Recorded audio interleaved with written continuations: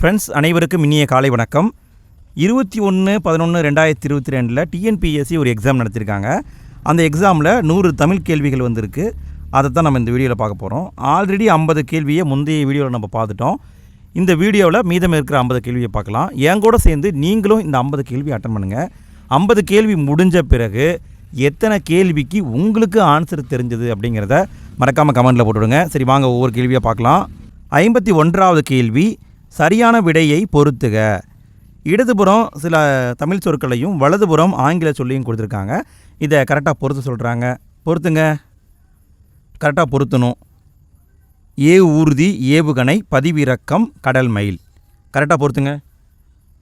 விடையை பார்க்கலாங்களா? விடை சி தான் கரெக்டு.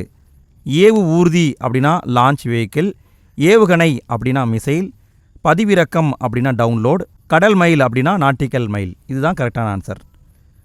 52வது கேள்வி, சரியான கலைச்சொற்களை கண்டறிக. சரியான கலைச்சொல்லை நம்ம சொல்லணும்.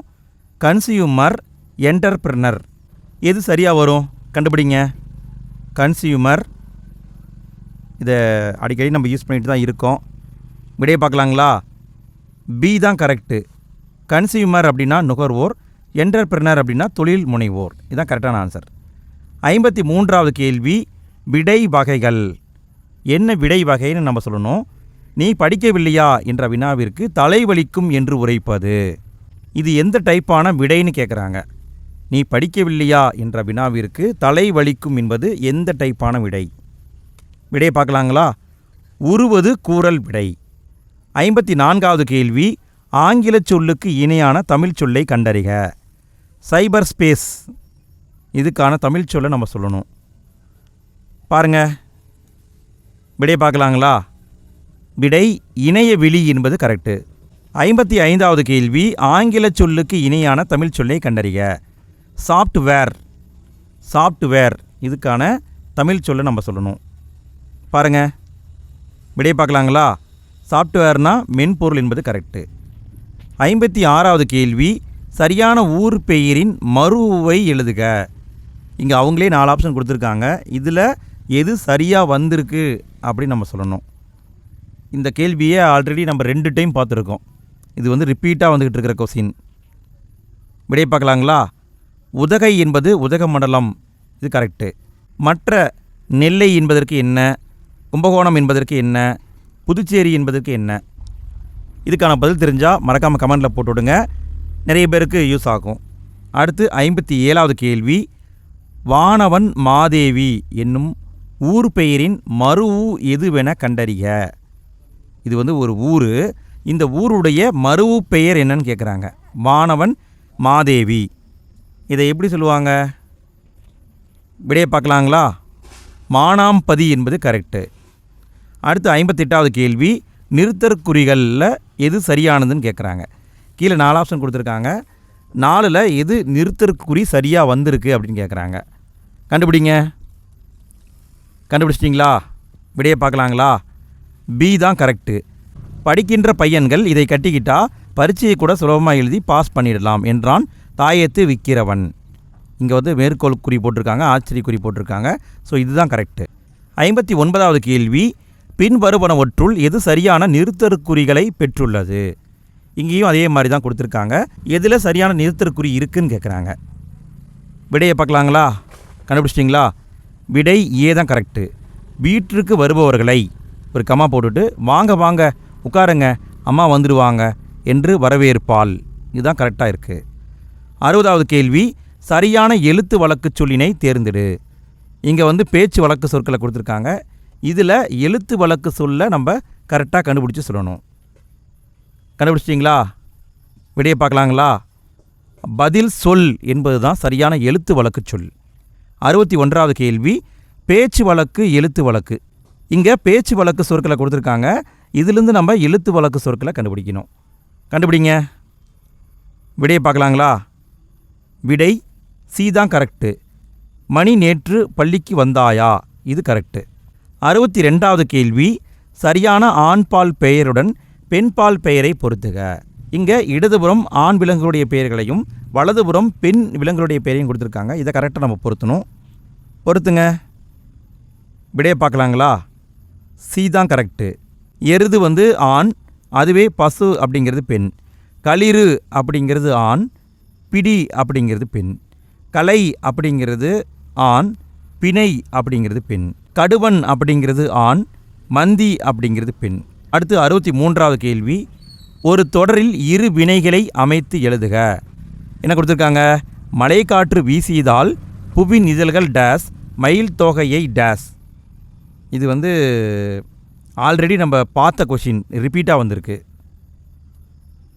என்ன சொல் வரும் அதை கரெக்டாக பொருத்தணும். விடையை பார்க்கலாங்களா? விடை சி தான் கரெக்டு.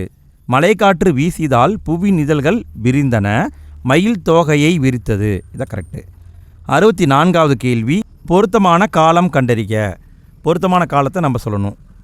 இங்கே இருக்கிற காலங்களில் எது பொருத்தமான காலமாக இருக்குது? விடையை கண்டுபிடிச்சிட்டிங்களா? பார்க்கலாமா? டி தான் கரெக்டு. விளையாடுகிறேன் அப்படிங்கிறது நிகழ்காலம். அதுவே பாருங்கள், மற்றதை பாருங்கள். வீட்டிலேயே இருந்தேன் என்பது எதிர்காலம் கிடையாது, இறந்த காலம். நாளை வருவேன் என்பது இறந்த காலம் கிடையாது, எதிர்காலம். வெற்றி பெற்றேன் என்பது எதிர்காலம் கிடையாது, இது வந்து இறந்த காலத்தில் வரும். அடுத்து 65வது கேள்வி. பொருத்தமான காலம் அமைத்தல். இங்கே இருக்கிற காலங்களில் தவறான இணை எதுவோ அதை தேர்ந்தெடுத்து சொல்லணும். பாருங்கள், எது தவறாக இருக்குது? விடை சி தான் தவறான இணை. வருவாள் என்பது நிகழ்காலம் கிடையாது, எதிர்காலம். 66வது கேள்வி. வினா எழுத்துக்களை தேர்ந்தெடு. வினா எழுத்துக்களை தேர்ந்தெடுத்து சொல்லணும். எது எது வினா எழுத்துன்னு கேட்குறாங்க சொல்லுங்கள். இந்த இடத்துல நான் உங்ககிட்ட ஒரு கேள்வியை கேட்குறேன். இதுக்கான பதிலை மறக்காமல் கமெண்டில் போட்டுவிடுங்க. தமிழில் எத்தனை வினா எழுத்துக்கள் இருக்குது? இந்த வினா எழுத்துக்களில் சொல்லுக்கு முன்னாடி வருவது எது, சொல்லுக்கு பின்னாடி வருவது எது, சொல்லுக்கு முன்னும் பின்னும் வரும் எழுத்து எது? இதுக்கான பதிலை மறக்காமல் கமெண்டில் போட்டுவிடுங்க. விடையை பார்க்கலாங்களா? விடை ஏ தான் கரெக்டு. ஏ, யா, ஆ இவை வந்து வினா எழுத்துக்கள். அடுத்து 67வது கேள்வி. கீழ்காணும் விடைக்கு பொருந்தாத வினாச்சொல்லை தேர்ந்தெடு. இங்கே ஒரு விடை கொடுத்துருக்காங்க. என்னன்னு பாருங்கள். பாட்டுக்கொரு புலவன் என பாராட்ட பெற்றவர் பாரதியார். இது வந்து விடை. இதுக்கு பொருந்தாத வினாச்சொல்லை நம்ம சொல்லணும். இந்த கேள்வி வந்து என்னையவே கொஞ்சம் குழப்புது. என்னங்கிறது என்னாலேயே கொஞ்சம் அண்டர்ஸ்டாண்ட் பண்ண முடியல. என்னன்னு உங்களுக்கு விளக்கமாக தெரிஞ்சால் மறக்காமல் கமெண்டில் போட்டுவிடுங்க ஃப்ரெண்ட்ஸ். இங்கே விடை வந்து ஏன் அப்படின்னு கொடுத்துருக்காங்க. பட் இந்த கேள்வி என்ன அப்படிங்கிறது என்னால் கொஞ்சம் அண்டர்ஸ்டாண்ட் பண்ணிக்க கஷ்டமாக இருக்குது. இது தெரிஞ்சால் கமெண்டில் போட்டுவிடுங்க. சரி, அடுத்த கேள்வியை பார்ப்போம். 68வது கேள்வி. தவறான இணைப்புச்சொல் இடம்பெற்றுள்ள வாக்கியத்தை கண்டறி. எது தவறான இணைப்புச்சொல்லை வைத்துள்ளது? அதான் கேள்வி. கண்டுபிடிங்க. விடையை பார்க்கலாங்களா? விடை வந்து தவறான இணைப்புச்சொல் கொண்டுள்ளது. ஏதான் தவறு. அதிக அளவில் மரங்களை வளர்ப்போம், ஆகையால் மரங்கள்தான் மலைக்கு அடிப்படைன்னு கொடுத்துருக்காங்க. தப்பு. இங்கே ஏனெனில் அப்படின்னு தான் வரும். அடுத்து 69வது கேள்வி. சரியான இணைப்புச் சொல்லால் நிரப்புக. முருகன் படித்து முடித்து விட்டான், ஒரு டேஸ் கொடுத்துருக்காங்க. முகிலன் படிக்கவில்லை. இங்கே வந்து சரியான இணைப்புச் சொல்லை நம்ம வைக்கணும். ஆப்ஷனை பாருங்கள். விடையை பார்க்கலாங்களா? விடை ஆனால் என்பது கரெக்டு. முருகன் படித்து முடித்து விட்டான், ஆனால் முகிலன் படிக்கவில்லை. இதுதான் வரும். 70வது கேள்வி. ஆட்சியாளர் இச்சொல்லின் தொழில் பெயர் விகுதியை கண்டறி. என்ன கேட்குறாங்கன்னா விகுதியை கேட்குறாங்க. இதனுடைய விகுதி என்னன்னு கேட்குறாங்க. ஆட்சியாளர் இதனுடைய விகுதி என்னன்னு சொல்லணும். கண்டுபிடிங்க. இது வந்து ரொம்ப டஃப்பான ஒரு கேள்வி. விடையை பார்க்கலாங்களா? சி என்பது கரெக்டு. 71வது கேள்வி. அடைப்புக்குள் உள்ள சொல்லை தொடருக்கு ஏற்றவாறு மாற்றுக. அடைப்புக்குள் என்ன கொடுத்துருக்காங்க? குமரன் அப்படின்னு கொடுத்துருக்காங்க. இதை தொடருக்கு ஏற்றவாறு மாற்றணும். கபிலர் திறமையானவர் என்று டேஸுக்கு தெரியும். இங்கே வந்து என்ன கொடுத்துருக்காங்க? குமரன் கொடுத்துருக்காங்க. இதை சரியான சொல்லாக மாற்றணும். எது வரும்? கண்டுபிடிங்க. விடையை பார்க்கலாங்களா? குமரனுக்கு அப்படிங்கிறது தான் கரெக்டு. கபிலர் திறமையானவர் என்று குமரனுக்கு தெரியும், இப்படி தான் வரும். அடுத்து 72வது கேள்வி. கடை என்பதன் சரியான இரு பொருள் காண்க. கடை என்பதற்கு 2 பொருள் நம்ம சொல்லணும். கடை. கண்டுபிடிங்க. விடையை பார்க்கலாங்களா? விடை சி தான் கரெக்டு. கடை என்பது முடிவு, அதாவது எண்டு. கடை நிலைன்னு சொல்லுவோம்ல, கடைசி எண்டுன்னு சொல்லுவோம்ல, அதையும் குறிக்கும். அங்காடி, அதாவது நம்ம பொருட்கள் வாங்கக்கூடிய அங்காடியும் குறிக்கும். இதான் ஆன்சர். 73வது கேள்வி. 6 இரு பொருள் தருக. 6 என்பதற்கு 2 பொருள் தரணும். கண்டுபிடிங்க. விடையை பார்க்கலாங்களா? டி தான் கரெக்டு. 6 என்பது எண்களில் 1, காவேரி ஆறு. அடுத்து 74வது கேள்வி, குறில் நெடில் மாற்றம். சரியான பொருள் வேறுபாடு அறிந்து தெரிவு செய்க. என்ன கொடுத்துருக்காங்க? சீலை, சீலை. இதை ஆல்ரெடி நம்ம முன்னாடியே பார்த்துருக்குறோம். இது வந்து ரிப்பீட்டாக கொஷின் வந்துக்கிட்டே இருக்கிறது தான். விடையை பார்க்கலாங்களா? விடை பி தான் கரெக்டு. சிலை என்பது சிற்பத்தை குறிக்கும், சீலை என்பது துணியை குறிக்கும். 75வது கேள்வி, பின் வருவனவற்றுள் முறையான தொடர் எது? எது முறையான தொடர்னு கேட்குறாங்க. எந்த தொடர் கரெக்டாக இருக்குன்னு கேட்குறாங்க. கண்டுபிடிங்க. கண்டுபிடிச்சிட்டிங்களா? விடையை பார்க்கலாங்களா? விடை சி தான் கரெக்டு. தமிழர் பண்பாட்டில் வாழை இலைக்கு தனித்த இடம் உண்டு. இங்கே பாருங்கள், இங்கே வந்து இத்து வந்திருக்கு, கரெக்டாக வந்திருக்கு. ஸோ இப்படி வந்தால் தான் அது முறையான தொடர். அடுத்து 76வது கேள்வி, 4 கூற்றுகளை கொடுத்து எது சரின்னு கேட்குறாங்க. கூற்று 1, நாட்டை கைப்பற்றல். மஞ்சள் நிறம் கொண்ட மலரை சூடிக்கிட்டு தான் நாட்டை கைப்பற்றுவாங்க. இது ஒரு கொடி வகை. கூற்று 2, நிறை மீட்டல். நீலம் கலந்த சிகப்பு மலரை சூடுவாங்க. இது செடி வகை. கூற்று 3, எதிர்த்து போரிடுவது. நீல நிற மலர், குறு மர வகை. கூற்று 4, கோட்டையை கைப்பற்றல், வெண்ணிறம். இது செடி வகை. இங்கே என்ன அப்படின்னா, அதாவது வெற்றி, நிறை கவர்தல், மீட்டல், கறந்தை, வட்கார் மேல் செல்வது, வஞ்சியாம், இப்படி நம்ம புறத்திணைகளை பற்றி படிச்சிருப்போம் இல்லையா? அதுக்கு வரக்கூடிய மலர்களையும் அது எங்கே பூக்கும் அப்படிங்கிறதையும் கொடுத்துருக்காங்க. இது ரொம்ப ரொம்ப ரொம்ப டஃப்பான ஒரு கேள்வி. விடையை பார்க்கலாங்களா? விடை கூற்று 3 மட்டும்தான் கரெக்டு, மற்ற எல்லாமே தவறு. 77வது கேள்வி, மூதுரை குறித்த கூற்றுகளில் தவறான கூற்றை கண்டறிக. இங்கே 4 கூற்றை கொடுத்துருக்காங்க. இதில் எது தவறோ அதை கேட்குறாங்க. நான் வாசிக்கிறேன் பாருங்கள். மூதுரை என்னும் சொல்லுக்கு மூத்தோர் கூறும் அறிவுரை என்பது பொருள். இந்நூலின் 31 பாடல்கள் உள்ளன. கற்றவரை விட மன்னரே சிறந்தவர் ஆவார், மன்னனை விட கற்றவரே சிறந்தவர் ஆவார். எது தவறான கூற்று? விடையை பார்க்கலாங்களா? கற்றவரை விட மன்னர் சிறந்தவர் கிடையாது, இதுதான் தவறான கூற்று. 78வது கேள்வி, ஆங்கில சொல்லுக்கு நேரான தமிழ் சொல்லை அறிக. டெம்பிஸ்ட், இதுக்கான தமிழ் சொல்ல சொல்லணும். கண்டுபிடிங்க. விடையை பார்க்கலாங்களா? பெருங்காற்று என்பது கரெக்டு. 79வது கேள்வி, சரியான இணையை தேர்வு செய்க. இங்கே வந்து 4 ஆப்ஷன் கொடுத்துருக்காங்க. ஏதோ ஒன்று சரியாக இருக்குது, அதை நம்ம கண்டுபிடிக்கணும். கண்டுபிடிங்க. விடையை பார்க்கலாங்களா? புதர்னா திக்கட் அப்படிங்கிறது தான் கரெக்டு. அடுத்து 80வது கேள்வி, மலரை குறிக்கும் ஓரெழுத்து ஒரு மொழி என்ன? மலரை குறிக்கும் ஓரெழுத்து ஒரு மொழி. விடையை பார்க்கலாங்களா? வி என்பது கரெக்டு. 81வது கேள்வி, வள்ளுவர் பெரும்புகழை உடையவர் என்ற தொடர் எவ்வகை பொருளில் வரும்? இதனுடைய பொருள் என்னன்னு கேட்குறாங்க. வள்ளுவர் பெரும்புகழை உடையவர், இந்த தொடர் எவ்வகை பொருளில் வரும்னு கேட்குறாங்க. விடையை பார்க்கலாங்களா? உடைமை அப்படிங்கிற பொருளில் தான் வரும். 82வது கேள்வி, பொருத்தமான பொருளை தேர்வு செய்க. வெறிகமல் கலனியுள் உளுனர் வெள்ளமே. இவ்வடிகள் உணர்த்தும் பொருள் யாது? இவ்வடிகள் உணர்த்தும் பொருள் என்னன்னு கேட்குறாங்க. என்ன பொருளை உணர்த்துது? விடையை பார்க்கலாங்களா? விடை மனம் கமலும் வயலில் உழவர் வெள்ளமாய் உழுதிருந்தனர். இதுதான் கரெக்டு. இந்த கேள்வி வந்து ரிப்பீட் கொஷின்ங்க. இது நம்ம ஆல்ரெடி முன்னாடியே பார்த்துருக்குறோம். 83வது கேள்வி, பொருத்தமான பொருளை தேர்வு செய்க. அரிச்சுவடி, இதுக்கான பொருத்தமான பொருளை தேர்ந்தெடுக்கணும். விடையை பார்க்கலாங்களா? கண்டுபிடிச்சிட்டிங்களா? விடை அகர வரிசை எழுத்துக்கள் என்பது கரெக்டு. 84வது கேள்வி, பொருத்தமான பொருளை தேர்வு செய்க. பொருத்தமான பொருளை நம்ம தேர்ந்தெடுக்கணும். ஆமா என்னும் கலைச்சொல்லின் பொருத்தமான பொருளை தேர்ந்தெடு. ஆமா என்பது எதை குறிக்கும்? இது வந்து பழைய சமச்சீர் புத்தகத்தில் 11th அல்லது 12th இருக்குன்னு நினைக்கிறேன். ஆமா என்பது எதை குறிக்கும்? இதுதான் கேள்வி. விடையை பார்க்கலாங்களா? காட்டு பசுவை குறிக்கும் என்பது கரெக்டு. 85வது கேள்வி, பொருத்தமான பொருளை தேர்வு செய்க. வாரணம். வாரணம் என்பது எதை குறிக்கும்? விடையை பார்க்கலாமா? யானையை குறிக்கும். 86வது கேள்வி, பொருத்தமான பொருளை தெரிவு செய்தல். ஆளி, இதற்கான பொருத்தமான பொருளை நம்ம சொல்லணும். விடையை கண்டுபிடிச்சிட்டிங்களா? பார்க்கலாமா? ஆளி என்பது கடலை குறிக்கும். 87வது கேள்வி, சொற்களின் கூட்டு பெயர்கள். ஆடு, ஆடு கூட்டமாக இருந்தால் அதுக்கு என்ன பேருன்னு கேட்குறாங்க. இந்த கேள்வி ரிப்பீட் கொஷின். நம்ம திரும்ப இந்த கொஷினை பார்க்குறோம். விடையை பார்க்கலாங்களா? ஆட்டு மந்தை என்பது கரெக்டு. 88வது கேள்வி, வன்தொடர் குற்றியலகரம் எது? இது ரொம்ப டஃப்பான ஒரு கொஷினுங்க. வன்தொடர் குற்றியலகரம் எது? விடையை பார்க்கலாங்களா? விடை நாக்கு வகுப்பு என்பது கரெக்டு. அடுத்து 89வது கேள்வி, யாப்பிலக்கணத்தின்படி மூவகை எழுத்துக்கள் யாவை? யாப்பிலக்கணத்தின்படி 3 வகையான எழுத்துக்கள் என்னன்னு கேட்குறாங்க. கண்டுபிடிச்சிட்டிங்களா? விடையை பார்க்கலாங்களா? குறில் நெடில் ஒற்று என்பது கரெக்டு. 90வது கேள்வி, பிழை திருத்துக. சரியான எண் அடையை தேர்வு செய்க.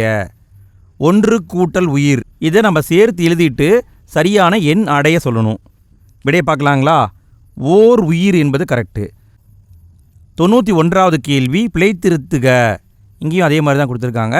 2 கூட்டல் எழுத்து.